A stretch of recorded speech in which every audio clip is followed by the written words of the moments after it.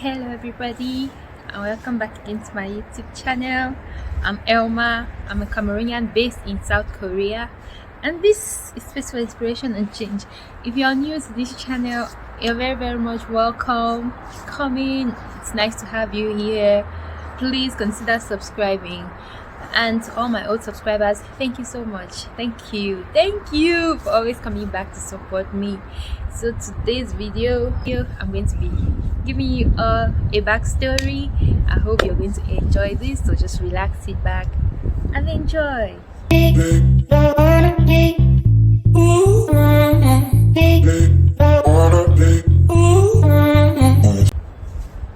So today I'm going to be telling you all a little story of how we nearly got sent back to Cameroon on our way to South Korea.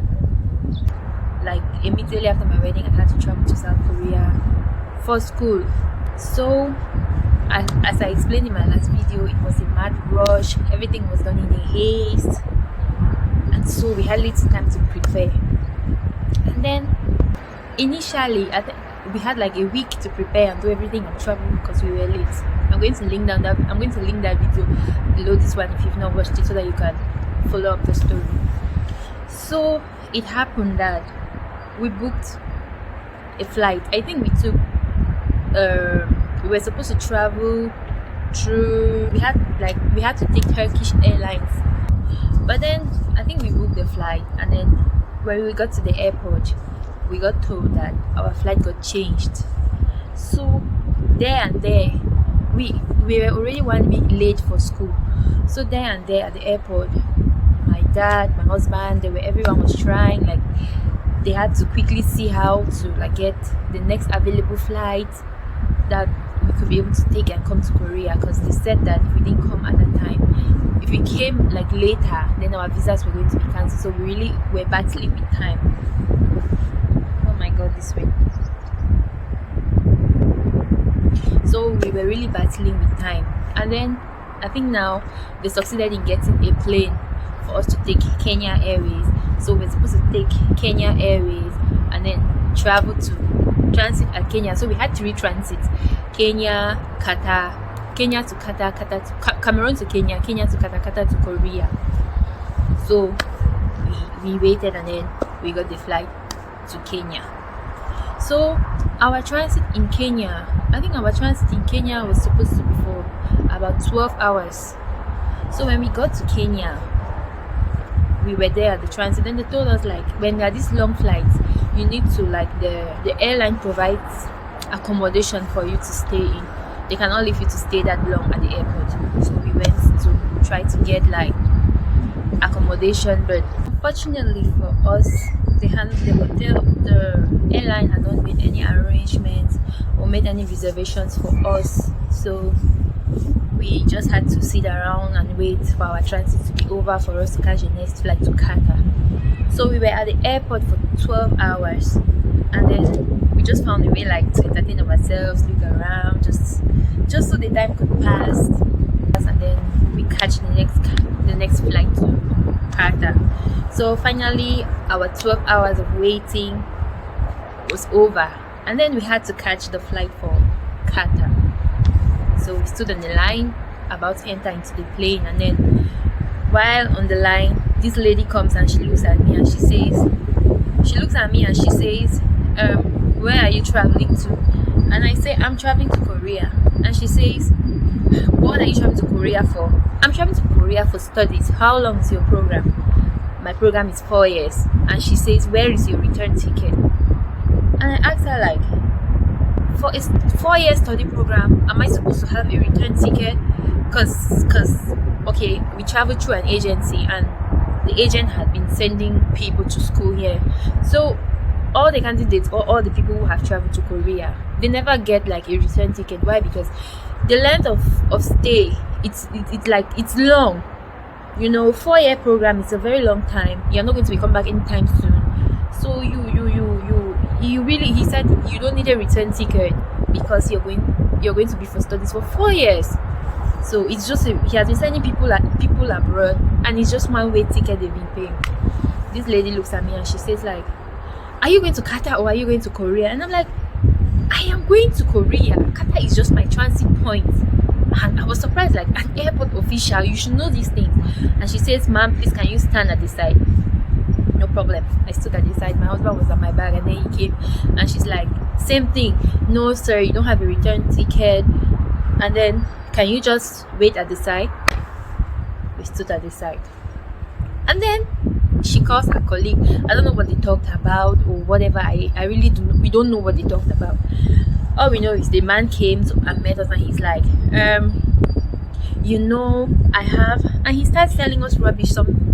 He starts telling us some things we cannot even understand. He just says nonsense, and he says, I'm sorry, I have the right to tell you whether you enter my plane or not. If I decide for you not to enter my plane, you're not going to enter. If I want you to enter, then you're going to enter. And I'm like, what is this man saying? As in, what wrong have we done? Or did we commit any crime? Or what have we done to deserve this kind of treatment?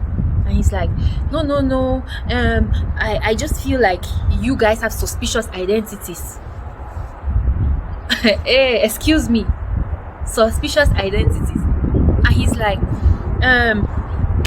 he says, I have the right to decide whether you enter into my plane or not, and I have decided that you're not going to enter into my plane. You will watch the plane go and you won't get in. As if it was a joke. When you hear the temptations of the devil, see trouble in the daytime. And like he said so, and he said, okay, he asked me, like, do you have another passport? Like, I said, I have my old expired passport on me. He said, okay, can I see your old passport? Like, do you have travel experience? I said, yes, I have travel experience. At that time, at least I traveled to Manila, Philippines. I traveled to Nigeria. It's something, it's experience. it's my own kind of experience. So he said, okay, bring out your passport so that I can see your travel history. So no problem. I brought out my passport and then showed him. So imagine the Jesus Christ. And this man, I don't want to insult him. Imagine this man. He looks at my old passport and he's like, the faces on these passports don't look the same. Like, the face on your old passport is not the same face on your new passport. So you have a suspicious identity. And I'm like, what is this man saying? Like, what is this man's problem? And then my husband asked me, like, okay, since she has suspicious identity, what is my own crime? He just said, I don't trust both of you. That was it. Everyone went to the plane boarded, and the plane left, and we did not enter into the plane. My God. When I think about how everyone had stressed for this trip to be possible. And then he looks at us and he tells us, like, you guys have suspicious identities. I just feel like, okay, you guys have to go back to Cameroon. You have to take the next available flight and go back to your country because you're not going to travel. Oh, Jehovah God. And I'm like, what do you mean by we are not going to travel? Like, what is our crime? I was still to understand what it was we did wrong, but what our crime was that he decided to tell us we're not going to enter into the plane. Like, give us a tangible reason. We don't know why you're telling us all these things. You're telling us, give us something reasonable. Let us understand that this is the point you're trying to make. We now called our agent and we're like, this is the situation. And he says, oh my God, I sense deportation. Deportation. I cannot see myself going back to Cameroon. I cannot go back. I cannot come this far and then I go back. No way. God. I burst into tears and I started crying. My husband was like, just leave it, it's okay. I didn't even want to hear anything and I was crying. He said, it's okay, don't worry, don't stress. God. He said, go back to Kenya Airlines and then take the next flight back to Cameroon. Oh God.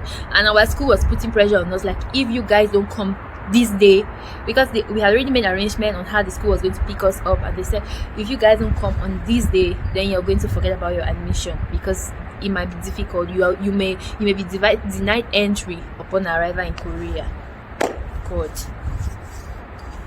So we were stranded in Kenya, and then this guy said, okay, what we are going to do is we are going to take your passport, we are going to go and then we are going to call Korea to verify your passport, if the passports are genuine, to verify your visa, if your visas are genuine, so that we can then see what to do from there.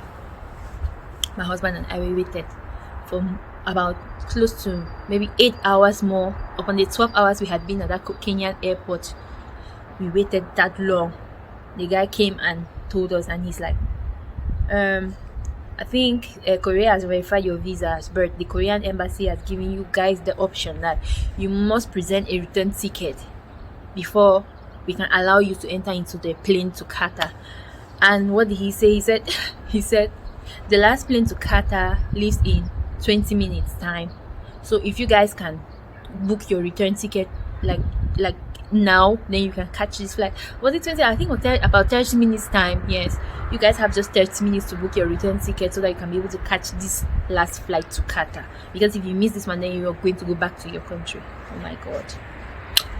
Our families, the agent, everyone was rushing up and down trying to see what to do, how to book. Oh my god, how to book us tickets. Thank god everything went well, because the agent was able to find like an available flight with our parents together. They all struggled because we couldn't even do anything. Oh my god, we were so like, everything was just happening so fast. We're just disturbed, like, how are we going to handle this situation? We don't want to be burdening our families with this kind of problems at this time. What we're supposed to be telling our families is we've arrived and all of that, and then we're supposed to be telling them that we are coming back home. Oh Jesus. Thank god the agent and our families were able to put hands together, and they were able to book another available, they were able to book the return ticket, and we just showed them the return ticket just when it was like we had just about, I think, like 10 minutes left. God just did it for us like that. We had like 10 minutes left. If not, we would have missed that flight, and that would have been all for us. If we had gone back to Cameroon, we wouldn't even be in Korea today.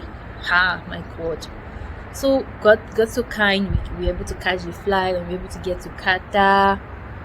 And then my god, it was such a relief when we got to Qatar, and I'm like, if I've entered Qatar, that means I've entered Korea. And then that was how our journey became smooth. Like, Qatar was so nice, so beautiful. We were able to we were able to find a good place where we could rest after all the stress at the Kenyan airport. And then we were able to catch the next flight. Our journey to Korea was smooth. When we got to Korea, we had no issues at the airport. We found the person to pick us up, so everything went well in the end. I mean, we find ourselves here today. So oh my god, I just remember that story, how we almost got sent back home after everything we had been through just to come to Korea. But I thank god, because that's just stories now. So it's just funny how the devil can fight with things, you know. When he sees something good coming your way, he tries to fight it so that you should not go to that place where he has destined for you to be. But he's a liar. He has been a liar from the beginning, and now you still be a liar. So God still brought us to it. This was our place where God had destined for us to come. So nothing was going to stop us. The devil's tricks were not going to eventually work on us. So no matter what happens in your life, or no matter what difficulties you face or hardships you face, still, so far as God has planned something for you, it will still come to pass. No matter how the devil fights it, it will come to pass. So I just felt like I should share the story with somebody to tell you how the trivia was not an easy trip, but thank God in the end everything was well. So thank you all so much. I hope you enjoyed that story time with me. Please don't forget to like, share, subscribe, leave your comments. Let me know what you think. If there's any other topic you guys would like me to talk about, please let me know in the comment section. Anything you want to know, if I should do a Q&A, just anything you would like to know, or more of the things you would like to know about Korea, please kindly let me know in the comment section so that I can do a video about that. So thank you all so much for watching. I'm going to see you all in my next video. Thank you. Bye bye.